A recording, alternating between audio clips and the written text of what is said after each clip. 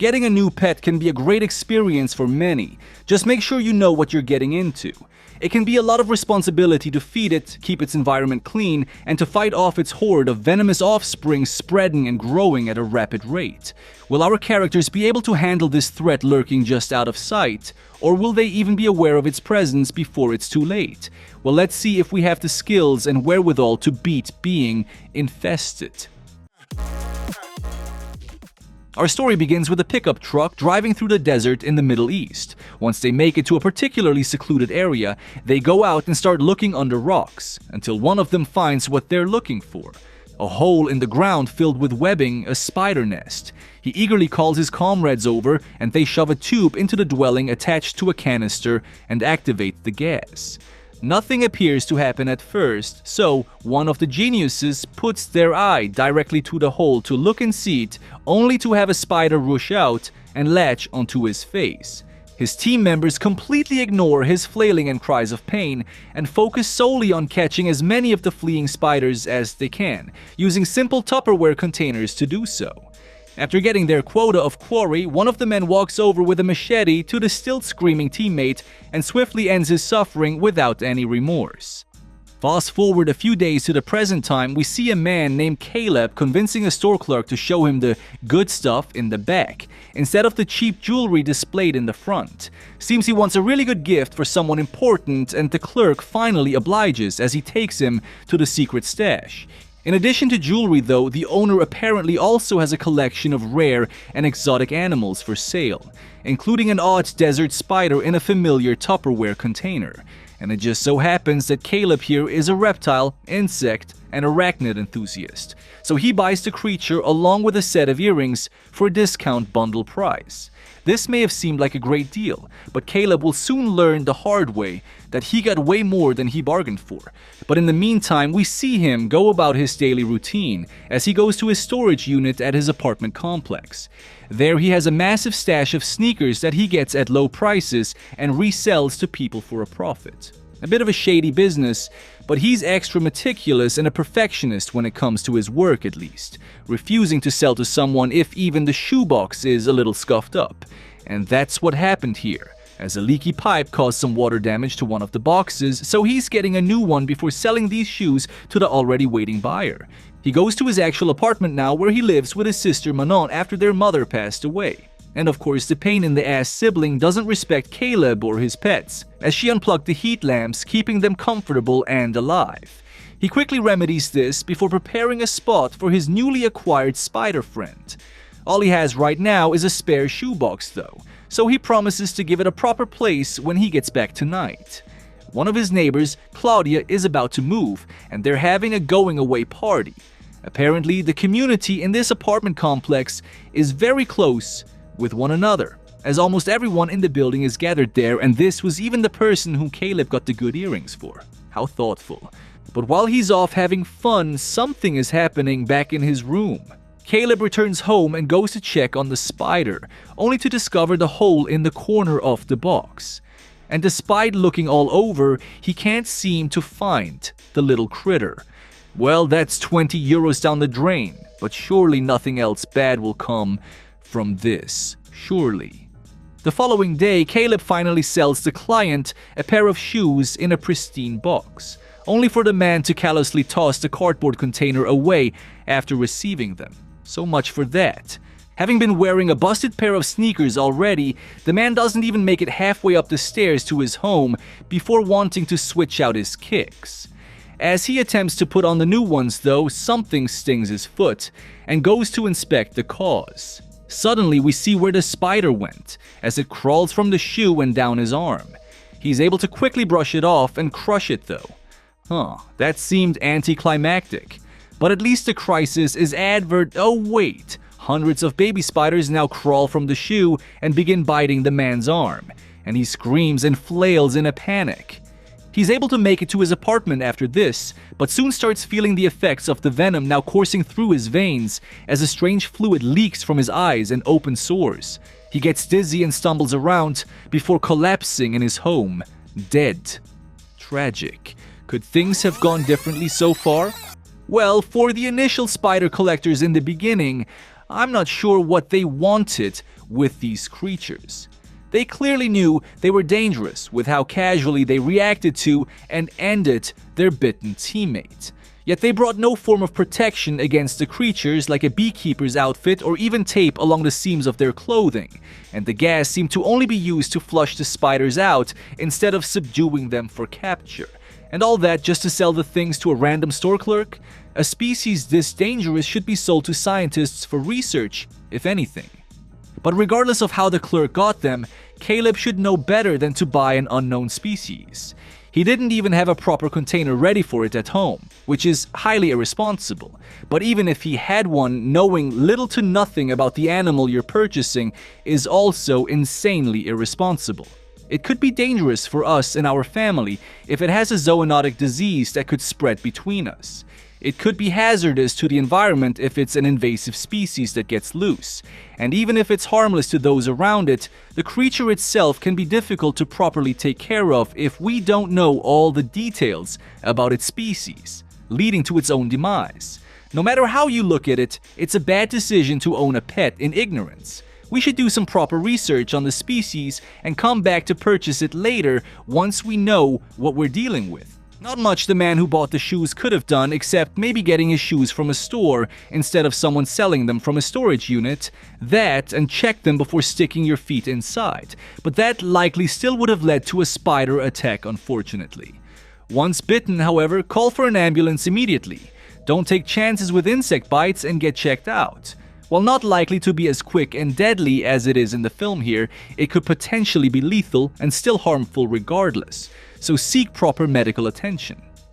With the neighbors being such a tight-knit community, it doesn't take long for them to notice something is wrong when the dead man's dog keeps barking while he doesn't answer the door, and eventually they break in to find his lifeless body. The complex is shaken from what just happened, with Caleb, his sister, and a couple of their friends sitting in the apartment and theorizing what could have caused this death. Meanwhile, the caretaker for the complex finds an infestation of spiders in the basement and whips out the spray cans to fumigate the creepy crawlies.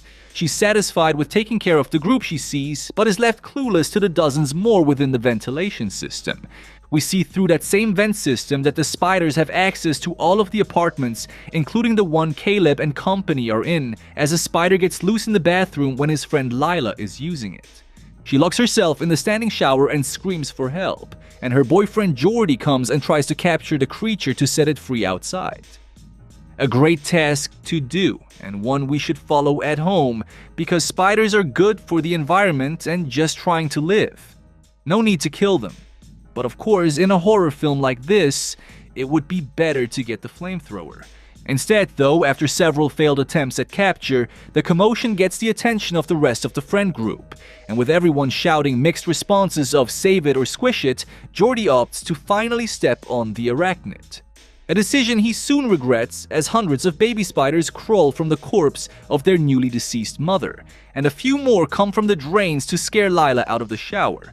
The gang seal off the bathroom with duct tape before they interrogate Caleb, correctly assuming this is his fault. What with his animal collection? He admits a spider got loose, but it was just a single one, and much smaller than any of these. He even shows them the container it came in and the small hole it fit through. Their only explanation is that these are its offspring, but even if that's the case, how could they be so much larger and faster in such a short period of time? One friend comes up with the idea of evolution, but also agrees that's not exactly how that works. Unfortunately, it's the best and only explanation this film's going to give. Clearly, they're not dealing with the average desert spider anymore, and I suppose the hospital report on the dead man brought in showed that as the police now arrive to quarantine the building with no one getting in or out. Probably a good call, as the groundskeeper sees a spider web network big enough that birds are actually caught in it. They're going to need a bigger can of spray. The caretaker checks the drop ceiling above this website and finds a clutter of spiders, so she lets loose with 2 cans of poison at once. But even after this brave bug bombing, one of the creatures survives and latches onto her face, ending her whole career. Caleb's group is discussing leaving the complex by sneaking out the parking garage, but Caleb and his friend Matthews don't want to just abandon all the neighbors they care so much about. Eventually, they all come to the compromise of attempting to get everyone to escape with them and go door to door to do just that. However, even with the threat of a venomous spider infestation, several of the neighbors refuse to abandon their home. Others still just can't be reached in time before the worst happens, including poor Claudia, who won't be moving away anymore sadly. To make matters worse, the halls and stairwell are now covered in spider webs, and other neighbors who are bitten beg for mercy as their infection slowly eats at their lives. And as if it couldn't get any worse, the film commits the cardinal sin of killing off the dog. How could you? Movie? Things are looking pretty grim right now. Just as the group is deciding to leave, Caleb is attacked by a neighbor with a tactical baton who beats him and any friend that tries to help.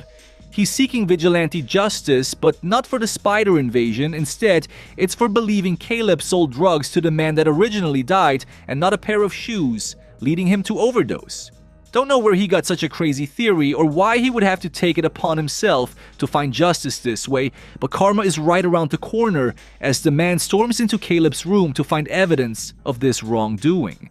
Of course, all he finds is spiders and death as he's quickly consumed by the 8-legged freaks residing in there. While everyone else takes this opportunity to flee, they make it to the storage hall that leads to the parking garage, the home stretch. But of course, it's wall-to-wall spiders in there. However, with this being their only path to freedom, they pull their hoods up tight and prepare to make the treacherous trip. They get to the other side, with Manon joining shortly after, as she had to stay back to keep the lights on thanks to a faulty timer on the switch. And for some reason, they didn't open the exit door immediately. Would have wanted to have that ready and waiting for her to be able to rush out, but okay. Well, if they had attempted to open the door sooner, she wouldn't have had to waste her time making it through the hallway of doom, as it's revealed police are preventing escape through this exit as well. The group beg, plead, and try to force their way out, but are met with flashbangs and tear gas for their efforts, forcing them to retreat back through the web-infested hallway once more. Despite rushing back while choking on gas, disorientated by grenades, and even doing so in the dark this time since no one is holding the light switch, they all somehow make it without a single bite. Well, all except for Jordy, that is, who's now missing. Caleb heads back for him, only to find his old friend already cocooned to the wall in there. Guess everyone else only escaped because the spiders were too busy attacking this one friend. The man's still alive and begs for help, but Caleb can't get close with all the crawlers everywhere and has to simply close the door on his friend. They don't have time to mourn, however, as another spider is being born in the same hall with them, and this one is much larger than the rest. They all rush to the nearby storage room, which thankfully appears to be spider-free, for the time being at least. Unfortunately, the room's not soundproof, and all they can do is sit and listen in horror to the screams of agony caused by Jordy being eaten alive in the other room. Was there anything else they could have done? Well, we could have tried to leave the moment the bathroom was crawling with spiders, especially if we told the caretaker, who could verify how many she's been seeing in the basement and drop ceiling. This would cause most people, even without arachnophobia, to nope out of the building until it has been fully fumigated. But if we were brave and wanted to stay, or didn't connect the neighbor's death to the loose spider soon enough, it would be understandable, and we'd likely end up trapped thanks to the quarantine like they do in the film. At that point, what do we do? Well, making the way to the parking garage was a decent idea, but we should have known that would have been blocked off by police as well. You think they're just gonna watch over the front door and nothing else?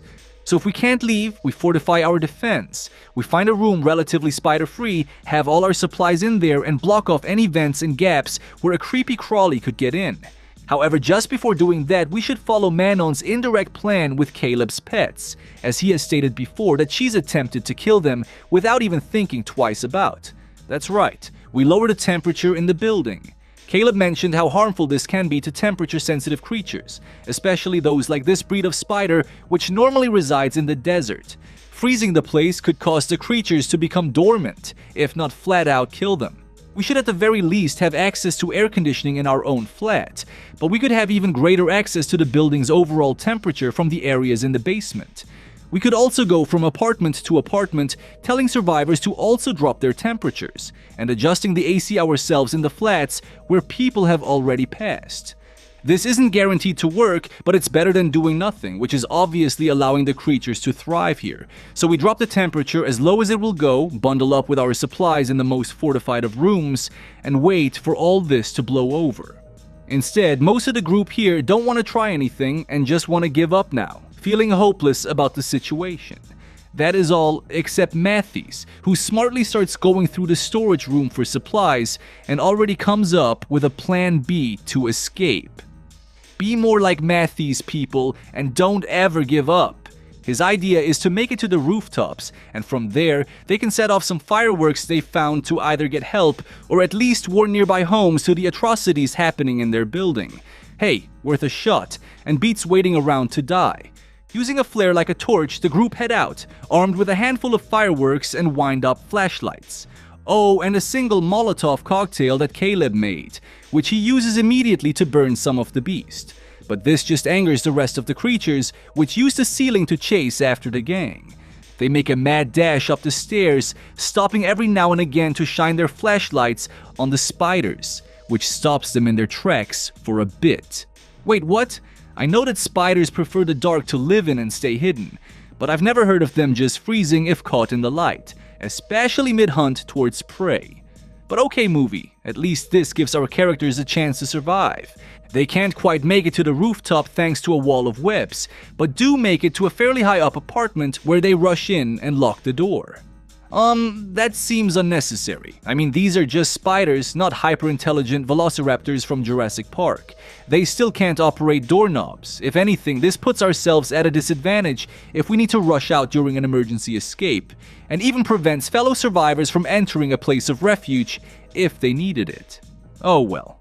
The group rests here for a bit, unable to find any additional supplies, and finally mourning the loss of those they knew. Caleb blames himself for everything, but is able to set aside his self-pity to comfort Lila since she just lost her boyfriend. They're just about to make a sheet rope to attempt to climb down the side, when everyone's interrupted by police forces arriving from an upper floor. Apparently, they are using the fire escape to check each level and just arrived at theirs. The group is relieved, but Caleb demands the officers go save the people still trapped on the lower floors. And when the cop doesn't listen, Caleb shouts in his face, so the officer gets violent. I guess after being locked in and ignored when asking for help, and with that resulting in a friend's demise, I can understand the anger towards officers right now. The fight leads to an all-out brawl between the two groups, survivors versus officers. Caleb's team puts up a good fight considering their disadvantage, but eventually the pepper spray and beatings overwhelm them, leading to them all being taken into custody. They wake up with their hands zip-tied in the parking garage, where the police have set up a base of operation, burning and bagging dead spiders. A cop comes up to the group and explains they're just trying to help, as Caleb gives them a sparkling review of 1-star job so far. While the group is sitting and sulking over events, Matthews reveals he's infected. Not sure when he was bitten, but it's already too late for him. Being the hero that he is though, he doesn't plan to go out without a fight and plans to make a distraction for everyone else to get away. He does this by shutting off the generator to the police force's main lighting source and next rushes the guard at the back door to the building, opening it as he slams the man through it. And after proper timing for dramatic tension, sure enough, dozens of spiders of all sizes start pouring out from the dark, flooding the parking garage with carnage and death. The cops open fire and the gang uses this chaotic distraction to get free. Lila goes for her car while Caleb goes for his sister, who got separated in the mayhem. He gets his leg shot in the crossfire but is able to reunite with her, as the two take cover in a nearby van to tourniquet his injury. Just as the many legs of multiple attackers are seen climbing towards their safe haven, a car horn and flashing lights scare them away. Alright, so the gunshots and muzzle flashes don't do anything to scare the arachnids, but a car horn and headlights do. Sure film, let's go with that. They make it to the car and drive away, but before they can fully escape, Caleb yells for the brake, as a single giant greyhound-sized spider blocks the path. He gets out of the car and tells her to turn off the headlights, and when she does, it scuttles away. With the threat gone, Caleb is able to open the garage door, and the three of them can fully escape properly now. They make a memorial to their friends in the following days, and the complex is demolished with explosives. Somehow they avoid jail time, but also seem to avoid getting compensated for the loss of their friends and property. Could we have had a better ending? Well, it's not much, but Caleb probably should have saved his Molotov instead of using it immediately. It didn't seem to accomplish much and could have come in handy for the web wall they ran into, or heck, even against the cops, as either a threat or diversion to escape them and leave out the fire escape. Speaking of the cops, why fight them? Sure, they've been horrible so far, but fighting them doesn't lead to anything but catharsis and an arrest warrant. They could actually help us escape and seem to be getting to the other homes as well, albeit very slowly. But you can't exactly blame them for taking their time and being precautious with an army of unnaturally fast breeding and insanely venomous spiders. The same spiders that Matthews just doomed the city to with his little stunt. He could have made a diversion by just running and screaming. He didn't have to cause multiple officers to lose their lives, or for those creatures to escape the apartment and be let loose into the town. Sure, there was no guarantee that the spiders hadn't escaped the place already, but there was at least still a chance. And he destroyed that chance by confirming their freedom. And again, the cops are just doing their job. Crappy at it or not, I wouldn't say they deserve to die, especially when they're only there to help save people or at least prevent the problem from spreading. As for their escape attempt, this was the dumbest part of the whole movie and the worst decision made. Why stop for the spider in the road instead of flattening it with the car? If you're going to spare it, we have already seen flashing headlights and a car horn can scare it off. So why tell Lila to turn them off instead? And even if that's the way we want to go about things, why in the world would we get out of the vehicle? Caleb's presence made no difference, and all he did was put himself in harm's way for no reason. Maybe they think these spiders are just like Jurassic Park velociraptors, and that he's Chris Pratt. Well, in the end, at least some of them escaped, and who knows, maybe there were more survivors saved on the other floors. Not like the cops could rescue them while they were busy being made into spider food, but perhaps if enough of the creatures escaped or focused on eating the officers, instead, others could have survived. Strange way to end a film. Still say they should have just kept their cool and turned down the temperature to stop the threat. And with that said, thanks for watching as always, my friends. Take care and binge another one.